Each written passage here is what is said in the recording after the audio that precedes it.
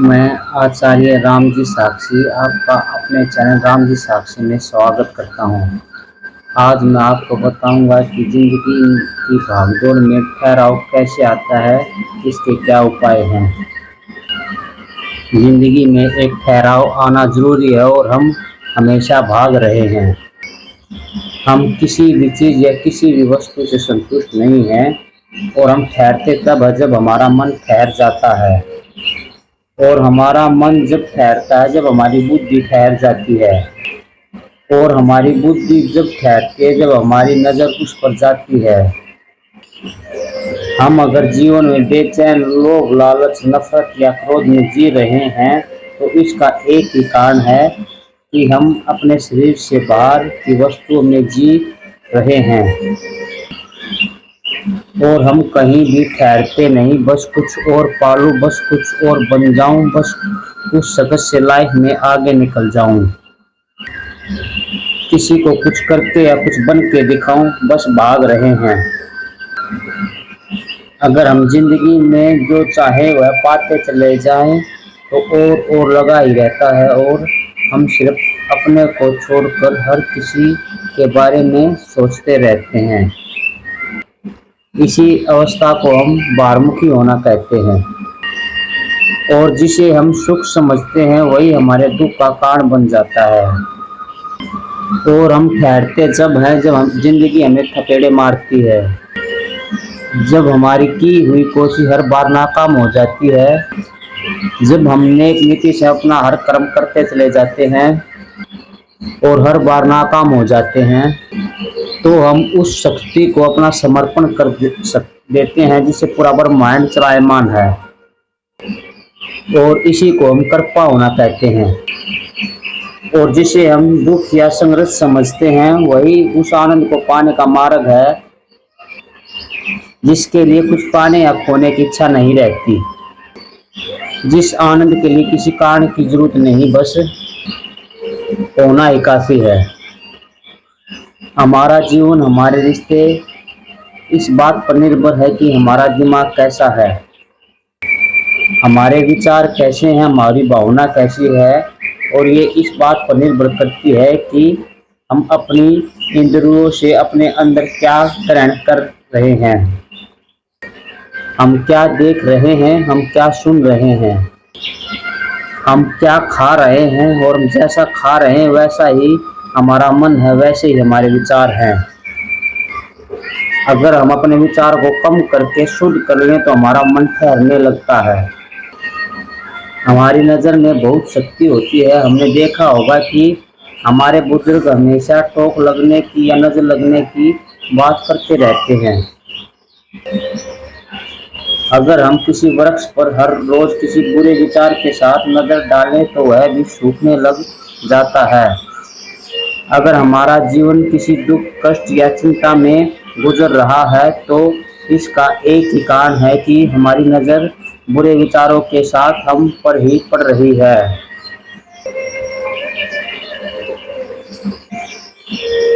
और हम हमेशा भविष्य या भूतकाल को सोचकर डरते या दुखी रहते हैं।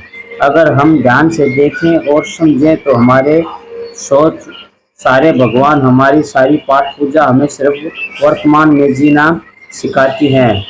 हम हमेशा कहते रहते हैं कि भगवान हम पर हर वक्त नजर रखता है।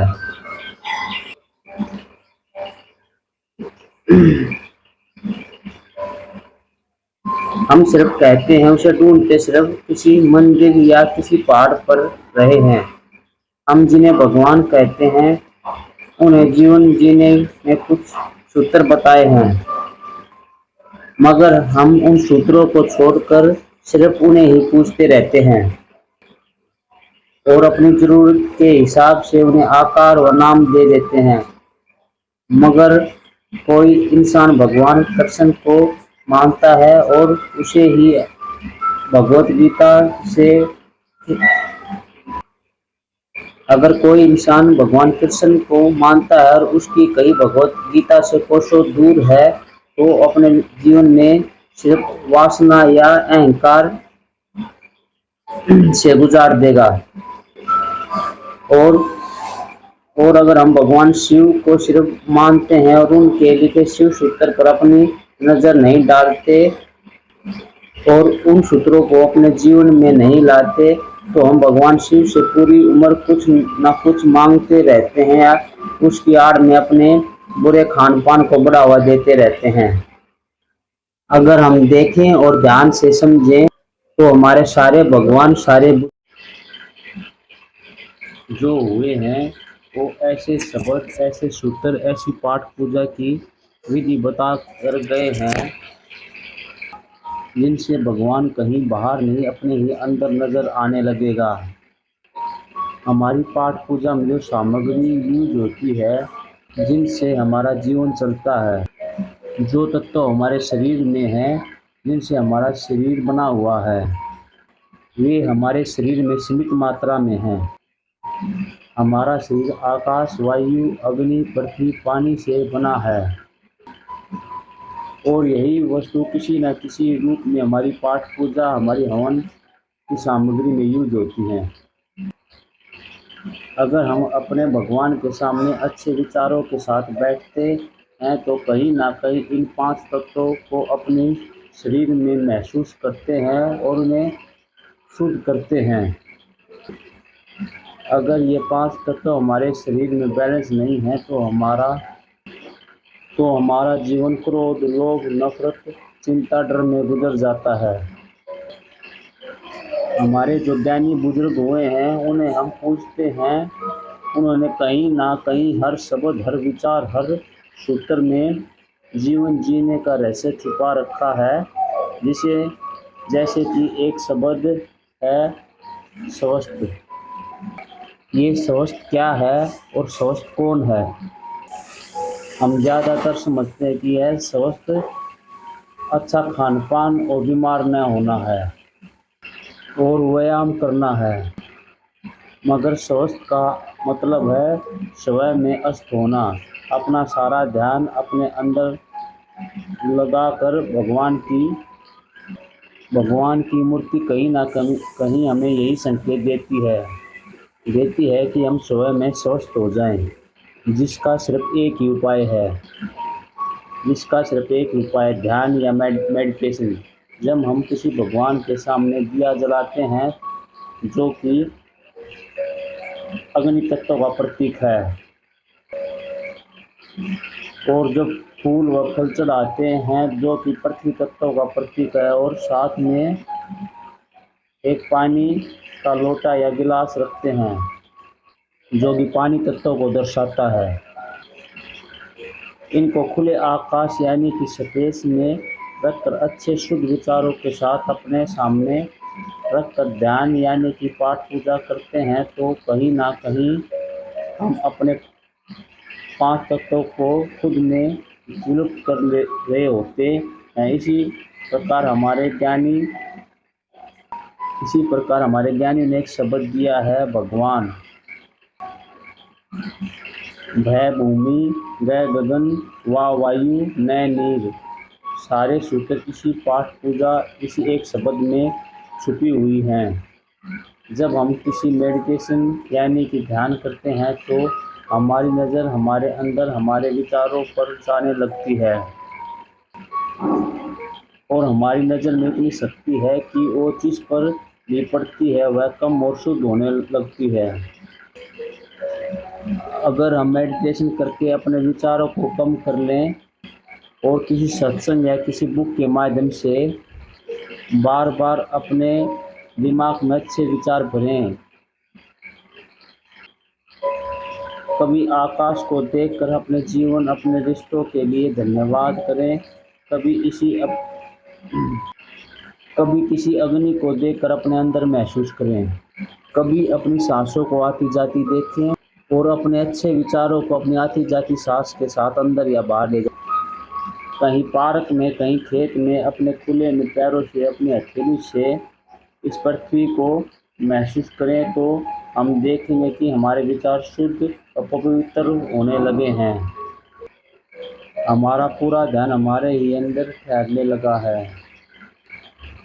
और फिर हम अपने आप को देखने वाला और अपने शरीर को अलग करके देखने लग जाते हैं हम देखते हैं कि हमारा मन हमसे हर किसी मार्ग कर रहा है, हमसे हर बार ऐसे कार्य करवा रहा है। हमारे विचारों से हरदम क्या चल रहा है, हमारी सांसें धीमी चल रही हैं या तेज चल रही हैं। जब हमारे विचार कम होने होने लगते हैं तो हमारा मन शांत होने लगता है और हमारी सांसें धीमी व गहरी चलने लगती हैं। हम अपने शरीर में अपने आप को ढूंढने लगते हैं। हम अपने आप को ढूंढने लगते हैं और देखते हैं, पूछते हैं अपने आप से कि मैं कौन हूँ। हम अपने मन को देखते हैं और कहते हैं मैं मन भी नहीं हूँ। और जब हम अपने विचारों व सांसों को देखते हैं तो हमें देखते हैं कि ये विचार और सांसें भी मैं नहीं हूँ। फिर मैं कौन हूँ? और फिर हमारा ध्यान वर्तमान यानी कि हमारी कॉन्शसनेस पर जाता है, जो कि मैं हूँ और मैं कहाँ हूँ। और मैं देखता हूँ कि मैं आकाश यानी कि स्पेस हूँ। और फिर हम एक ऐसी नज़र पैदा होती है जो निर्विचार होकर अप जो निर्विचार होकर अपने अंदर ठहरने लगती है, जिसे हम चेतना कहते हैं। उसी को हम आत्मा कहते हैं। और अगर हम अपनी आत्मा को जानने लगते हैं और जब हम अपनी परमात्मा को जानने लगते हैं तो परमात्मा को जानने में कितना समय लगेगा। हमारी चेतना एक जिसमें पूरा ब्रह्मांड चलायमान है, वही हमारे अंदर है, वही हमारे बाहर है। वही आकाश हमारे अंदर है, वही बाहर है। वही वायु अंदर है, वही वायु बाहर है। वही अग्नि सूर्य में है, वही अपने अंदर है। जिस पृथ्वी पर हम ठहरे हुए हैं उससे हमारा शरीर बना हुआ है। और जब हम नहीं रहेंगे यानी कि हमारी मृत्यु हो जाती है, जो एक सत्य है, तो हमारा शरीर मिट्टी में, अंदर का आकाश में और वायु में और चेतना इस आकाश में चेतना में चली जाती है। और यही जानना ज्ञान है और यही जान पाना भगवान है। और इस ज्ञान को जानता वही पाता है जो इस 5 तत्वों के आगे अपना समर्पण कर देता है। और समर्पण वही कर सकता है जिसमें अहंकार या मैं की भावना खत्म हो जाती है। जब हम भगवान के आगे नारियल चढ़ाते हैं तो वह इस बात का प्रतीक है कि हम अपना अहंकार अपने सिर के रूप में नारियल तोड़कर भगवान के आगे समर्पण करते हैं। जो इंसान बगैर चेतना को जाने अगर भगवान को मानता है तो वह अपने अंदर सिवाय अहंकार और मैं के सिवा कुछ भी नहीं पाता।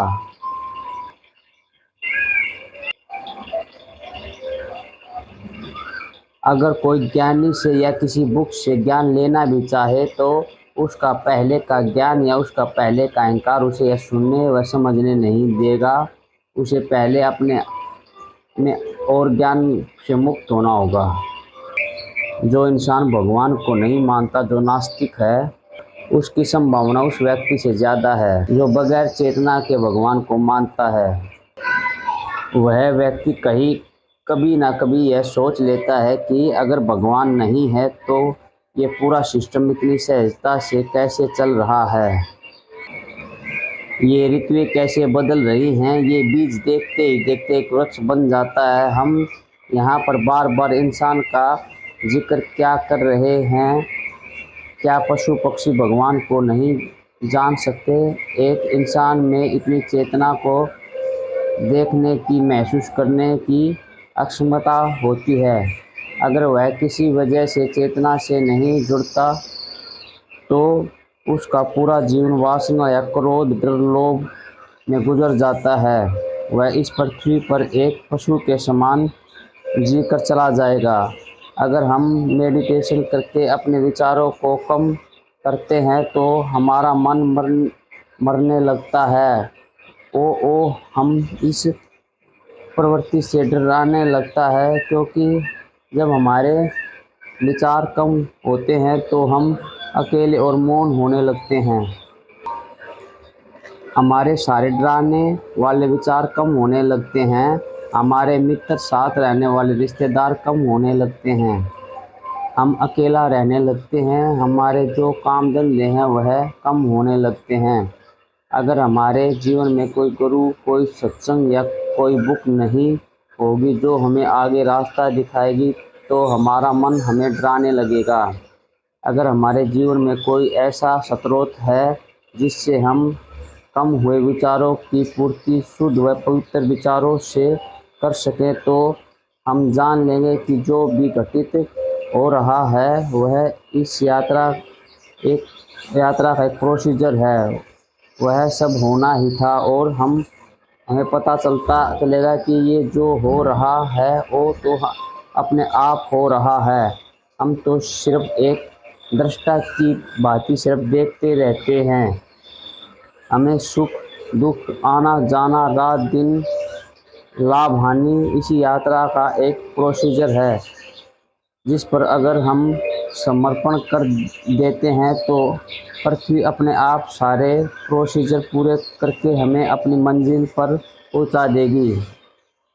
आज ये युग में इंटरनेट एक ऐसा साधन है जिससे हम या हमारे बच्चे चाहे तो बर्बाद हो सकते हैं, और अगर चाहे तो अपनी चेतना के साथ जुड़ कर वो ज्ञान प्राप्त कर सकते हैं, जिससे सुनने के लिए पहले लोगों को काफ़ी दूरी तय करके, काफ़ी पैसा खर्च करके, काफ़ी समय निकाल करके ज्ञान प्राप्त करना होता था। जब हम किसी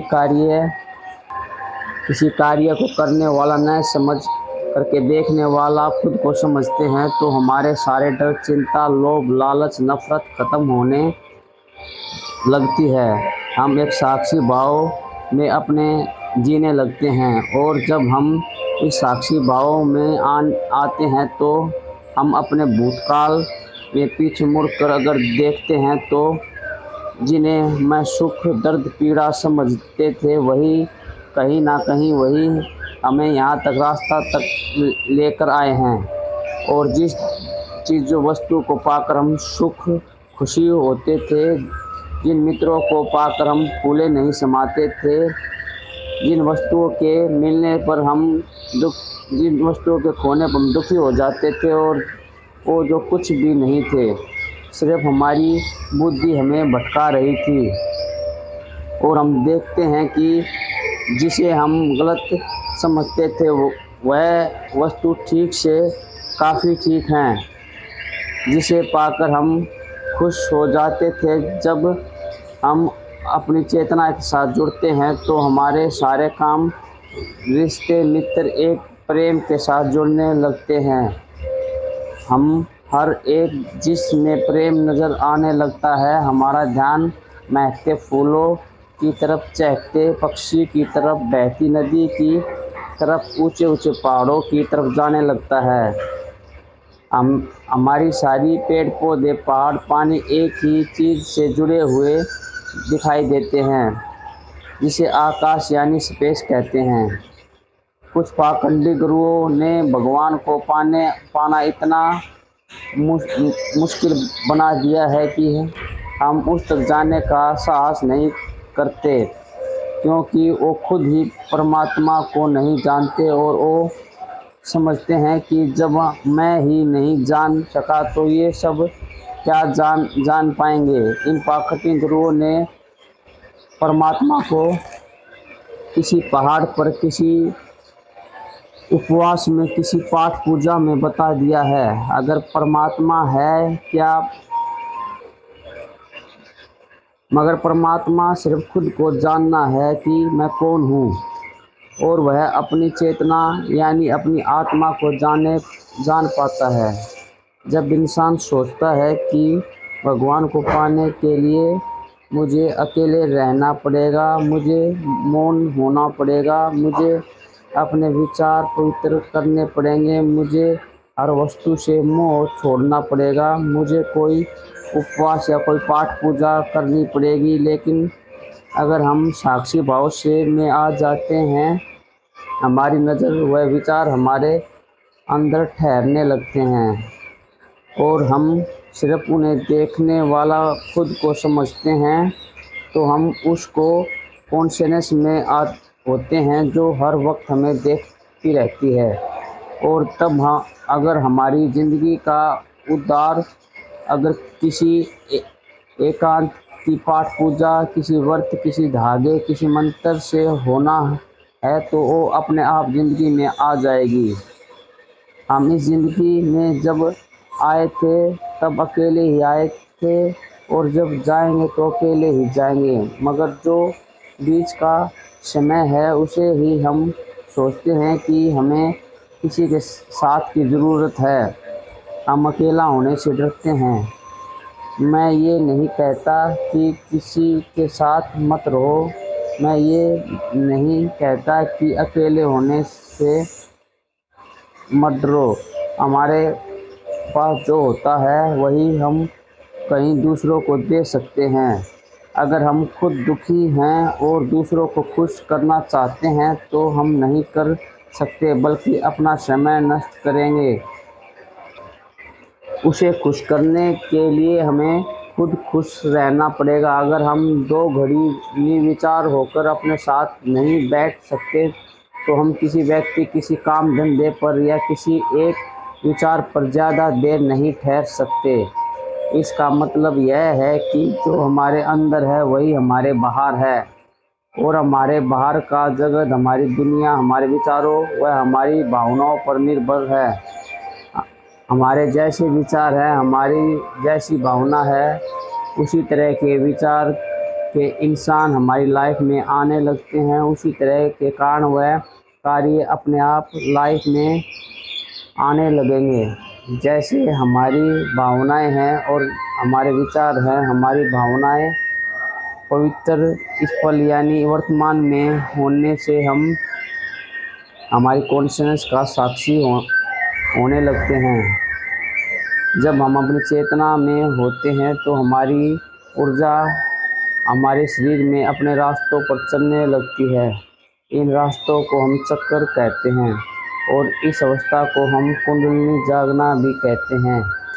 जब हमारे पास 5 तत्व अग्नि, पानी, वायु, आकाश, पृथ्वी हमारे शरीर में बैलेंस होने लगते हैं तो हमारी ऊर्जा अपने रास्तों पर हमारे शरीर में घूमने लगती है और हमारा पूरा ध्यान हमारे शरीर के अंदर हमारी चेतना पर जाने लगता है।